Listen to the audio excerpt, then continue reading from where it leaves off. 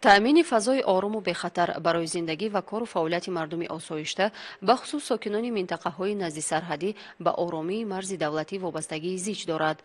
аз ин лиҳоз ҷиҳати пешгирии қочоқи маводи мухаддир ва силоҳу аслиҳа, убури ғайриқонунӣ ва вайрон намудани низоми сарҳадии давлатӣ, таҳдиду хатар ба оромию суботи кишвар аз ҷониби унсурҳои ҷиноятпеша ва гурӯҳҳои ҳаракатҳои экстремистию террористӣ, инчунин дар минтақаҳои наздимарзии ҷумҳурии исломии афғонистон бо ҷумҳурии тоҷикистон қарор гирифтани ҷангиёни ташкилотҳои байналмилалии террористӣ, ҳифзи сарҳади давлатӣ бо вилояти Бадахшони ҷумҳурии исломии афғонистон бо гузоштани постҳои иловагӣ мустаҳкам карда шуд. вале то ҳанӯз баъзе аз афроди ҷиноятпеша ба амалҳои нангин даст зада, дигарбора номи вилоят ва сокинони онро догдор менамоянд. ёдор мешавем ки охири соли 2020 тахминан соати 15:00 пайшанбии Хушдил Пулодович, санаи таваллудаш 16 январи соли 1991, зода ва истиқоматкунандаи деҳаи буведи ҷамоати деҳоти Поршневи ноҳияи Шоҳнон, бо мақсади дастрас намудани маводи мухаддир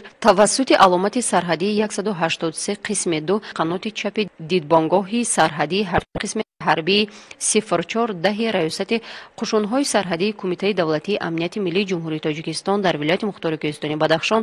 ғайриқонунӣ хатти сарҳади давлатиро убур намуда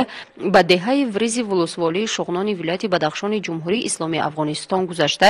аз ҷониби кормандони ҳифзи ҳуқуқи исломии Афғонистон дастгир гардид. дар асоси ҳамкориҳои тарафайн байни ҷумҳурии Тоҷикистон ва ҷумҳурии исломии Афғонистон пайшанбӣ Хушдил Пулодович тавассути шӯъбаи назорати гурӯҳи сарҳадии теми шаҳри Хорух аз кишвари мазкур ба ҷумҳурии Тоҷикистон баргардонида шуд. аз рӯи далели мазкур аз ҷониби раёсати Кумитаи давлатии амнияти миллии ҷумҳурии Тоҷикистон дар вилояти Мухтори Кӯҳистони Бадахшон нисбати пайшанбӣ Хушдил Пулодович бо моддаи 335 қисми 1 кодекси ҷиноятии ҷумҳурии Тоҷикистон парвандаи ҷиноятӣ оғоз карда шуда,